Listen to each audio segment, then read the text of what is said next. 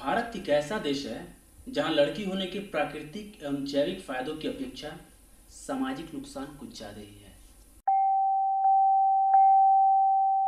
भेदभाव और विसंगति दो ऐसे महत्वपूर्ण कारक हैं जो किसी महिला के जन्म के साथ ही उसके जीवन यात्रा में कदम कदम पर बाधाएं उत्पन्न करती हैं। मां के गर्भ में आने से लेकर मृत्यु तक उसे हमारी इस पुरुष प्रधान समाज से हर कदम पर दो चार होना पड़ता है। बालिका हर राष्ट्र का भविष्य है और ये बात भारत के लोग भी मानते हैं, लेकिन सिर्फ मानते हैं क्योंकि आखिर तो कुछ और ही कहते हैं। हमारे पास पर्याप्त रिपोर्ट मौजूद हैं जो हमारे देश के निजी अस्पतालों में होने वाले लिंग परीक्षण जैसे अपराध को उजागर करती है और कन्या भ्रूण नवजात हर महीने लगातार मारी जा रही हैं। हमारे देश में सेक्स रेशियो प्रति 1000 पुरुषों पर महिलाओं के हिसाब से देखा जाए तो औसत 933 महिलाएं, जहां ग्रामीण क्षेत्रों में 946 महिलाएं तथा शहरी क्षेत्रों में और कम 900 महिलाएं 1000 पुरुषों पर हैं। राज्यों की बात की जाए तो केरल इस मामले में आदर्श राज्य है, जहां 1058 महिलाएं 1000 पुरुषों पर हैं। सबसे कम सेक्स रेशियो वाला राज्य हरियाणा है, जहां 861 महिलाएं प्रति 1000 पुरुषों पर हैं। जिलों के हिसाब से देखा जाए तो सबसे ज़्यादा सेक्स रेशियो पांडुचेरी के माहे जिले का है, जहां 1147 है, जबकि सबसे कम 591 महिलाएं दमन में हैं। कन्या भ्रूण हत्या, कन्या शिशु हत्या, बाल विवाह और दहेज सहित भेदभावपूर्ण व्यवहार की एक पूरी श्रृंखला है जिसने देश के भविष्य को दफन कर दिया है। आज हम बात करने वाले हैं कन्या भ्रूण हत्या तथा कन्या शिशु हत्या पर। आज हम महात्मा गांधी अंतर्राष्ट्रीय हिंदी विश्वविद्यालय के छात्रावास बिरसा मुंडा में आए हुए हैं, जहां देश के कोने कोने से आए हुए छात्रों से उनके मत जानेंगे हम कन्या भ्रूण हत्या एवं कन्या शिशु हत्या पर। नमस्कार। नमस्कार। आपका शुभ नाम? मेरा नाम श्याम प्रकाश। अच्छा श्याम जी, बताइए आप किस विभाग में यहाँ अध्ययन कर रहे हैं? मैं इस समय MA स्त्री अध्ययन विभाग में यहाँ पे MA 3rd सेमेस्टर में हूँ। बहुत अच्छा। हमारा आज का सब्जेक्ट भी कुछ इसी विषय से रिलेटेड है, तो बहुत खुशी हुई आपसे मिलके। मेरा आपसे ये क्वेश्चन है कि आज जो समाज में कन्या भ्रूण हत्याएं और कन्या शिशु हत्याएं हो रही हैं, उस पर आपका क्या मत है? जी, मेरा तो सबसे पहले इस पे मत है कि आज के समय में जबकि लड़के और लड़कियां पूरे सब लोग बराबरी के समान है, और जैसा कि देखा भी जाता है कि मतलब लड़कियां जो होती है परिवार को बहुत अच्छे से चलाती हैं और लड़कों की अपेक्षा वो जो है अपने परिवार को ज़्यादा सपोर्ट कर सकती है और देखभाल उनकी अच्छी तरह से करती है। कन्या भ्रूण, आज जो सवाल खड़ा हुआ है कन्या भ्रूण हत्या जो वैश्विक लेवल पर हर देश में इसके बारे में ये हो रही है, और उसका प्रमाण हमारे देश की जो 2011 की जनगणना हुई है उसमें से भारत का नॉर्थ बेल्ट में बहुत ही बुरा हाल है, ख़ासतौर से राजस्थान, यूपी, बिहार। और कन्या भ्रूण ये जो डायमेंशन है, ये डायमेंशन जो है कल्चर रिप्रेजेंट करता है। भारतीय संस्कृति के अंदर जो स्त्रियों को लेकर जो समानता असमानता ये जो भूमिकाएं रही है, इस भूमिका के अंदर ही इसका सॉल्यूशन और इसके क्या बोलते हैं समस्याएं मौजूद है।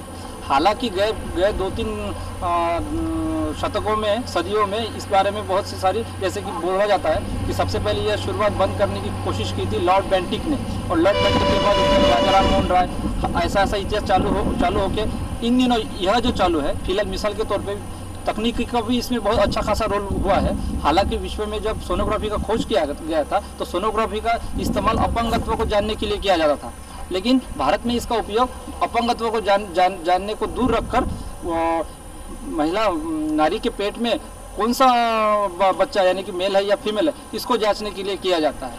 कहने का मतलब यह है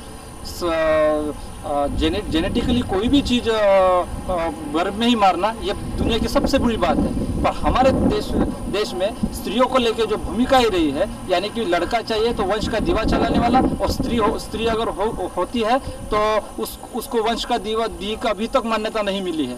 तो मैं यह कहना चाहूँगा कि परंपरा चलाने वाले जो तत्कालीन वर्तमान ठेकेदार है वो इसका यह अपनी निजी रोटी चलाने के लिए ये सारी चीज़ें चला दी, और ख़ास तौर से ये भारतीय संविधान के अंतर्गत भी चीज़ें नहीं आती है। और भारतीय संविधान जो लचीलापन अपना दिखाता है, दूसरी तरफ यह दिखाई देता है कि भारत एक क्या बोलते हैं धार्मिक देश है, और धार्मिक देश में आप देखेंगे तो धर्म ने हमेशा ही हर एक चीज में रेफरेंस मिलेगा कि स्त्री को मतलब पुरुषों से थोड़ा भिन्न ही पाया है सम्मान के रूप में और इसके रूप में। तो यही कहना चाहूँगा। तो ठीक है, थैंक यू। वैभव जी, आप यहाँ किस विभाग में अध्ययन कर रहे हैं? मैं जनसंचार विभाग में हूँ, तृतीय छमाही का छात्र हूँ। तो आपकी क्या राय है इस कन्या भ्रूण हत्या एवं कन्या शिशु हत्या के मामले में जो आज हमारे समाज में बहुत बुरी तरह से फैल रहा है? देखिए, कन्या भ्रूण हत्या की जो बात जहाँ तक उठती है तो उसमें एक समतामूलक समाज की जो बात होती है उसके लिए ये कन्या भ्रूण हत्या या शिशु हत्या जो तमाम ऐसी चीज़ें हैं ये एक अभिशाप का रूप है हमारे समाज के लिए। और ऐसे समय में बिल्कुल ये अभिशाप होते हैं, जबकि अगर भारत के संदर्भ में हम बात करते हैं जहाँ पे लड़की को, नारी को देवी के रूप में पूजा गया है। लोग चाहते हैं कि उनके घर में पहली संतान हो वो लड़के के रूप में हो, तो आप लड़की क्यों चाहते हैं? नहीं, ये आपकी बात सही है कि ज़्यादातर लोग आज लड़के की चाह रखते हैं, लेकिन मेरी एक अलग चाह है। ऐसा कुछ नहीं है कि मैं किसी समाज को बदलना है या ऐसा कुछ, मुझे इस नज़रिए से मैं नहीं सोचता हूँ। बस ये है कि मुझे बच्ची जो अगर आमतौर पे देखिए जो एक हंसी का भी वो हो सकता है रूप, कि मुझे खिलाने में और उनके साथ घूमने में, खेलने में जो है बच्चियों के साथ ज़्यादा अच्छा लगता है। और ख़ास तौर पर मैं अपनी बच्ची को, अपने बेटी को या बेटी या बेटा भी हुआ तो ऐसा, लेकिन बेटी को जो है मैं ज़्यादा शॉपिंग कराने में, जैसे अगर हम आज देखते हैं कि लड़का है तो उसे केवल शॉपिंग कराने जाओ तो केवल कपड़े के नाम पे जीन्स टी शर्ट यही तमाम चीज़ें होती है, कि लड़की है तो उसके तमाम फ्रॉक्स और तमाम स्लीवलेस और कैप्री, तमाम ऐसे ड्रेस, बहुत ढेर सारे ड्रेस हैं, इतने तो मुझे याद भी नहीं है, लेकिन धीरे धीरे मैं याद भी उसे कर रहा हूँ। और ये एक हमें ज़्यादा अच्छा लगता है उनके साथ खेलना, बच्चियों के साथ। मुझे इस नीयत से मैं जो है निश्चित तौर पर पहले बेटी ही चाहूँगा शादी के बाद। वैभव जी के विचारों को जानने के बाद अब हमारे साथ इसी बिरसा मुंडा छात्रावास के अगले छात्र अनीस जी हैं। अनीस जी, आप किस डिपार्टमेंट में यहाँ हैं और किस विषय में अध्ययन कर रहे हैं? मैं यहाँ जनसंचार विभाग से हूँ और 3rd सेम का छात्र हूँ। बहुत अच्छा अनीस जी, आप जनसंचार से हैं, तो मैं आपकी राय जानना चाहता हूँ कि आपको शादी के बाद लड़का चाहिए या लड़की? ऐसा है कि मुझे जो भी हो जाए यानी शादी तो अभी हुई नहीं, जो भी मुझे मिले, लेकिन मैं चाहता हूँ कि लड़की ही मिले, क्योंकि एक ऐसा हमारे घर से बैक है कि मैं जो देखा हूँ अपने घर में, कि आपको जानकर आश्चर्य क्या नॉर्मली होगा कि मेरी माँ ही हमारे घर की मुखिया है, और आज उसी के चलते हम लोग यहाँ हैं, उच्च शिक्षा प्राप्त कर रहे हैं। तो मुझे लगता है कि लड़कियाँ ज़्यादा केयरिंग होती है अपने परिवार के प्रति, तो मैं सोचता हूँ कि लड़की ही हो मुझे। तो अनीस जी, आपको नहीं लगता कि जिस तरह से हमारा समाज आज बदल रहा है और लड़कियों के प्रति जिस तरह से सोच बदल रही है, और आए दिन ऐसे आपको हादसे सुनाई दे रहे हैं, दिल्ली हादसा हो या कुछ भी, तो आपको डर नहीं लगता कि मैं लड़की ही क्यों करूं? लड़की ही क्यों करूं? सही लगता है। इसी कारण से आप देख रहे होंगे कि कितनी कन्या भ्रूण हत्या हो रही है। ये एक समाज में जो कुरीति आ गई है, दहेज, रेप, ये एक विकृति है समाज की, जिसके लिए हमें गहन विमर्श की जरूरत है। अनिल जी के मतों को जानने के बाद हम सीधे चलते हैं इसी छात्रावास के अगले छात्र शंकर जी के पास और जानते हैं उनकी राय। कि क्या राय है, आप शादी के बाद पहले लड़का चाहेंगे या लड़की? देखिए, मैं अपनी इसमें कोई आम राय नहीं बता सकता हूँ, वो ईश्वर की देन है, चाहे लड़का हो चाहे लड़की। हाँ, लेकिन इस बारे में मैं ये जरूर कर सकता हूँ कि चाहे जो भी आए, चाहे लड़का आए चाहे लड़की आए, समाज में जो मान्यता है कि पहले में लड़का ही मिले, मेरा इससे कुछ अलग दृष्टिकोण है। लड़के को भी मैं उसी रूप में स्वीकार करूँगा जिस रूप में मैं लड़की को भी मैं उसी रूप में स्वीकार करूँगा जिस रूप में मैं लड़की हूँ। आज 21वीं सदी को जैसा कि कहा गया है कि ये महिला सशक्तिकरण का है, वुमेन एम्पावरमेंट का युग चल रहा है। 21वीं सदी में 2001 घोषित भी किया गया था। तो आप देखिए, आज की जितनी भी प्रतियोगी परीक्षाएं हैं, चाहे आप यहाँ तक चाँद सितारों तक हमारी घर की महिलाएं, बेटियाँ हमारी आज चाँद तक पहुँच गई, मंगल तक यात्रा कर रही हैं, जाकर अंतरिक्ष में 59 दिन 60 दिनों का रिकॉर्ड बना रही हैं। तो अब जो पहले जो समाज में जो विषमताएं थी कि लड़का ही सब कुछ कर लेगा, वो चीज़ें समाप्त है। इन सारे तर्कों को देखते हुए मैं ये स्वीकार करता हूँ कि अगर लड़कियाँ, अगर हमारे घर अगर बेटी अगर पैदा होती है तो मैं भी उसको उस लड़के की तरह उसको प्रोटेक्शन दूंगा, उसको आगे बढ़ने के लिए उसको जो हम इंकरेज करूंगा। तो इस तरह से मैं, ये आपका सवाल है कि मैं पहले बेटा चाहता हूँ, बेटी, मुझे जो भी मिले मैं उसको वही सुविधाएं दूंगा। यहाँ रोकना चाहूँगा शंकर जी आपको और पूछना चाहूँगा कि समाज में कभी समाज की तरफ से आपको प्रेशर नहीं आता कि पहले लड़का हो या लड़की, या परिवार की तरफ से कभी कभी प्रेशर आता होगा कि नहीं पहले लड़का हो या लड़की हो, तो इस बारे में क्या राय है आपकी? देखिए, बिल्कुल आपका सवाल एकदम जायज़ है। आज समाज में एक मान्यता है कि अगर लड़का ना हो तो हमारा वंश नहीं चलेगा या लड़की ना हो, लेकिन आप व्यवहार में अगर देखिए, आज हमारी लिटरेसी जो है 74% हो चुकी है। भारत की 2011 की जनगणना में आप देखेंगे 74% हमारी लिटरेसी हो गई है। तो अगर एक साक्षर व्यक्ति, एक पढ़ा लिखा व्यक्ति, अगर यह समाज की, अगर हम ही जैसे लोग, अगर मैं बिरसा मुंडा छात्रावास में MA जनसंचार का छात्र हूँ और मैं भी उन्हीं लोगों की तरह समाज की आम धारणाओं को मन में अपने रख करके और ये कहूँ कि नहीं, मुझे भी जो है बेटी नहीं बेटा ही चाहिए, तो फिर समाज में परिवर्तन कौन लाएगा? अगर हमारी जिस तरह साक्षरता बढ़ रही है, जिसको माना जाता है कि जब व्यक्ति कम साक्षर होता है तो उसकी सोच बिल्कुल संकुचित होती है।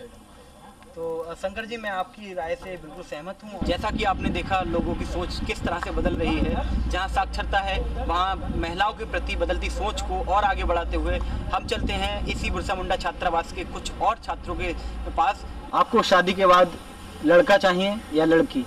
लड़का। आखिर आपको लड़का ही क्यों चाहिए? अगर लड़की हुई तो?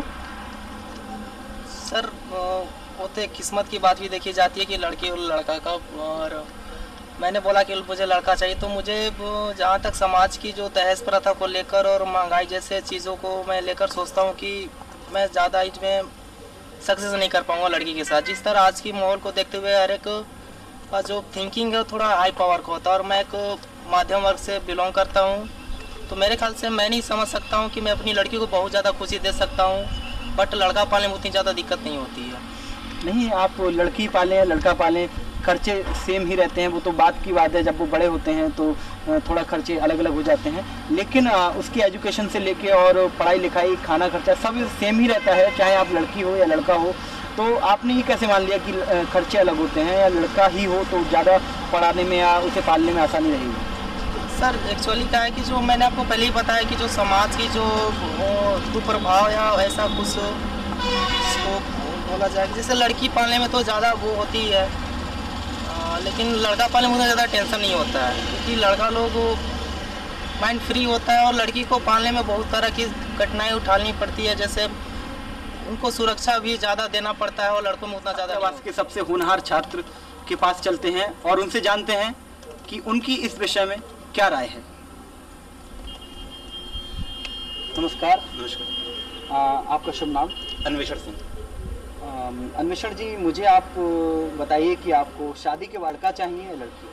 देखिए, ये पहली चीज़ जो है, ये सवाल आपका कि चाहिए क्या, ये चाहने की प्रवृत्ति खत्म होनी चाहिए, क्योंकि ये लगातार जो चाह बनी हुई है कि मुझे लड़का चाहिए, ये चाहने की अगर प्रवृत्ति खत्म हो जाए तो जो भी हो उसको स्वीकारने का साहस होना चाहिए हमारे अंदर। ये पहले जो चीज़ आप बोल रहे हैं कि चाह, ये चाह का एकदम उन्मूलन होना चाहिए। हमारी कोई चाह नहीं है, जो भी हो स्वस्थ हो, हेल्दी हो, बस। अमूमन राय ये रहती है, दिल में थोड़ा सा रहता है कि वाइफ कहती है कि नहीं लड़की हो और हस्बैंड कहता है नहीं लड़का हो, अलग से प्रेशर रहता है परिवार वालों का नहीं लड़का हो क्योंकि वंश आगे बढ़ाना है। इस बारे में आपकी क्या राय है? देखिए, इसमें अगर इस पर आप मेरी राय अगर पूछेंगे कि लड़का और लड़की, तो मैं तो दोनों चाहूँगा कि दोनों हो, क्योंकि लड़की जब होती है तो अमूमन घर भरा होता है। जैसे कि हमारी बुआ बहनें जब आती हैं तो लगता है पूरा घर भरा हुआ है, और जब वो जाती हैं तो एकदम घर थोड़ा सूना सूना होता है। तो मेरी जो राय है कि लड़की भी होनी चाहिए और लड़का भी होना चाहिए। तो आप दोनों में सहमत हैं, और इस बात से मैं भी सहमत हूँ अन्वेषण जी कि लड़का और लड़की दोनों ही हमारे समाज के लिए जरूरी है।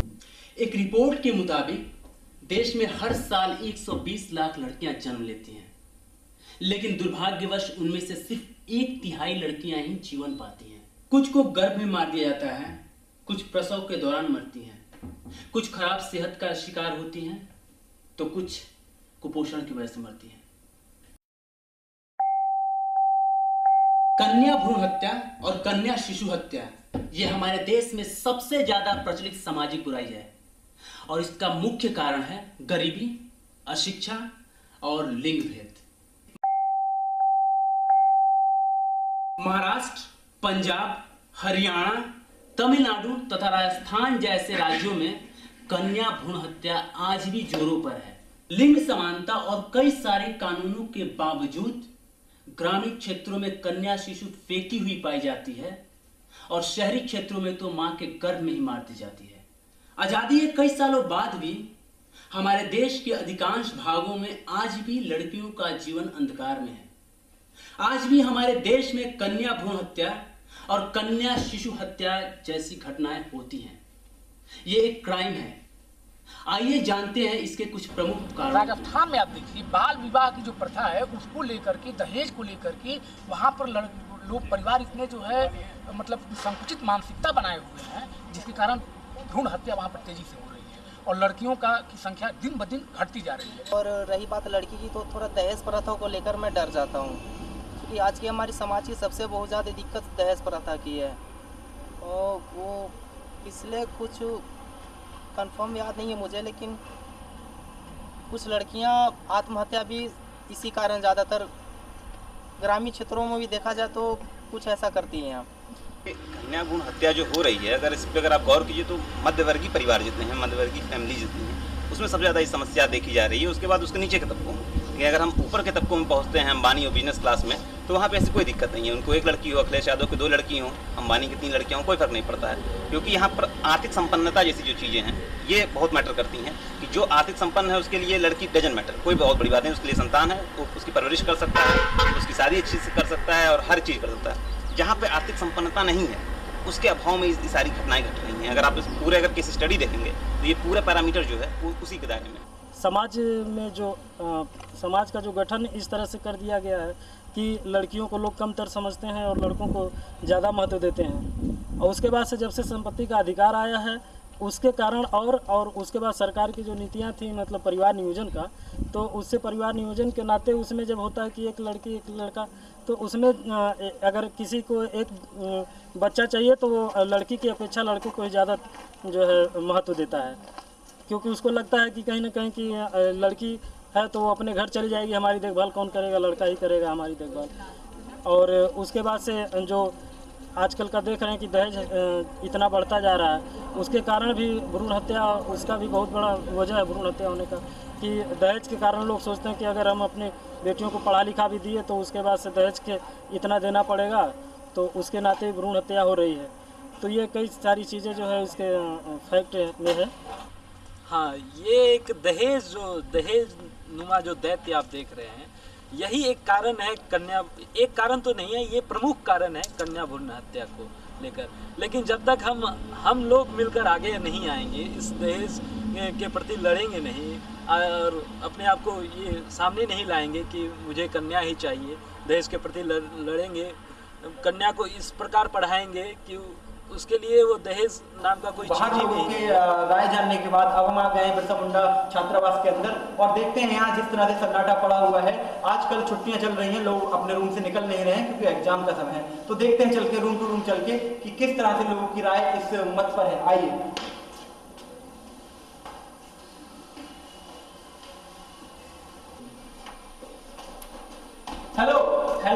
मेरा नाम सौरभ आपका विजय कुमार। तो आइए हम सबसे पहले विजय जी से पूछते हैं कि आपको शादी के बाद लड़का चाहिए या लड़की? लड़का चाहिए। Oh thank you, congratulation. Thanks. Dhananjay Singh. हाँ धनंजय जी, आप ये बताइए मैं शादी के बाद लड़का पहले चाहेंगे लड़की? जो भी आ जाए। धन्यवाद। दीनानाथ जी, मुझे आप बताइए शादी के बाद लड़का चाहते हैं लड़की? देखिए भगवान की दिन है और जो भी देंगे मैं सस्ता से स्वीकार करूंगा, चाहे वो लड़की हो या लड़का। बहुत अच्छे, वेल डन। शुक्रिया सर। मैं कम इन? हाय, मेरा नाम सौरभ है, आपका? प्रखर जी, मुझे आप बताइए आप शादी के बाद लड़का पहले चाहेंगे लड़की? दरअसल अभी शादी के बारे में सोचा नहीं, अगर मान लीजिए शादी होती है उसके बाद आप पहले लड़का चाहते हैं लड़की?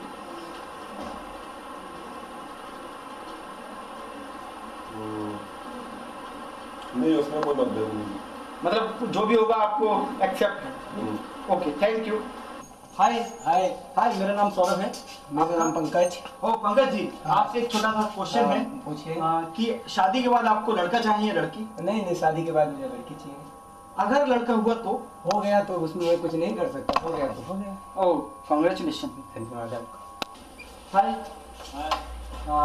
मैं आपसे एक क्वेश्चन पूछना चाहता हूँ जी। शादी के बाद लड़का चाहते हैं या लड़की? पहले लड़की चाहते हैं। Thank you.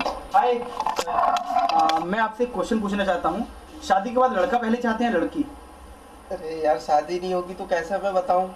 मान लीजिए अगर हो गई तो? नहीं होगी ना, मैं शादी नहीं करने वाला हूँ। क्यों? कोई प्रॉब्लम है? ओके, धन्यवाद। आपका तो नाम? विनायक यादव। आप विनायक जी, आप मुझे बताएंगे कि आपको शादी के बाद लड़का चाहिए या लड़की? पहले तो लड़की चाहिए, बाद में लड़का। Well done.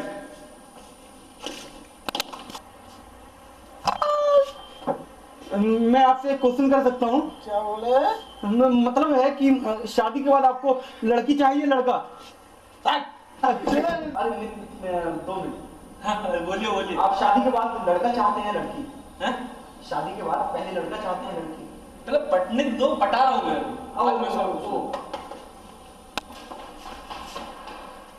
हेलो।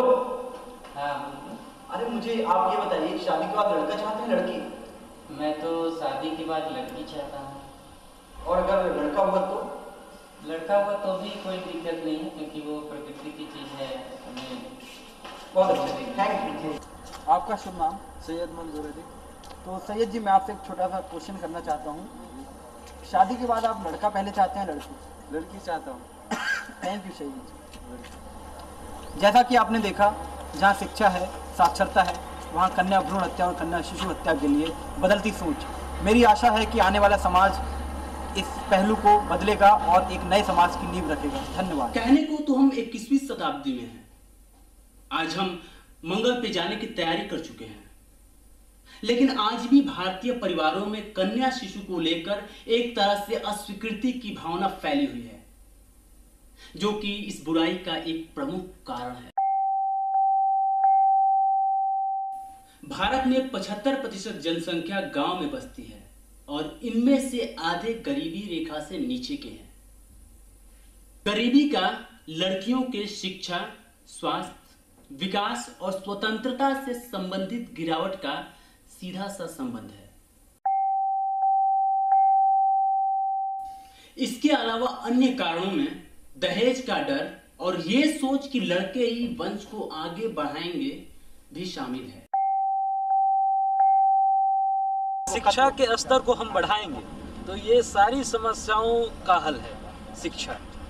इसके लिए सबसे जरूरी है कि जिस तरह से केरला को हमको ध्यान में रख करके वहाँ भी साक्षरता, लोगों को पढ़ाने लिखाने के प्रति जैसे सर्व शिक्षा अभियान चलाया जा रहा है, तो उसको उन राज्यों में जहाँ पर साक्षरता कम है वहाँ पर ज़्यादा उसको बढ़ाने की, साक्षरता को बढ़ाने की ज़रूरत है। ये जो साक्षरता की आपने बात की, तो साक्षरता तो हमारे देश में ऐसी है कि जो सिग्नेचर कर ले रहा है वो साक्षर, लेकिन असली में अगर बात की जाए साक्षरता की, तो जो MRP चेक कर ले, जो मैन्युफैक्चरिंग रेट देख ले, जो पेट्रोल पंप पे ये देख ले कि भारत सरकार के द्वारा कितना इस समय पेट्रोल मूल्य है, उसका मूल्यांकन कर सके, तो वो वास्तव में मेरे ख्याल से वो साक्षर है।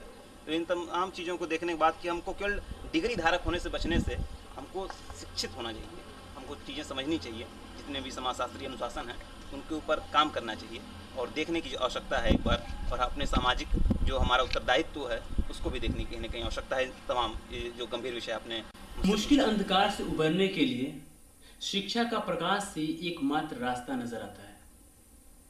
शिक्षा न सिर्फ लड़कियों को आर्थिक स्वतंत्रता प्रदान करेगी, बल्कि उनके अभिभावकों को यह भी बताएगी कि कन्या भ्रूण हत्या का दुष्प्रभाव क्या है।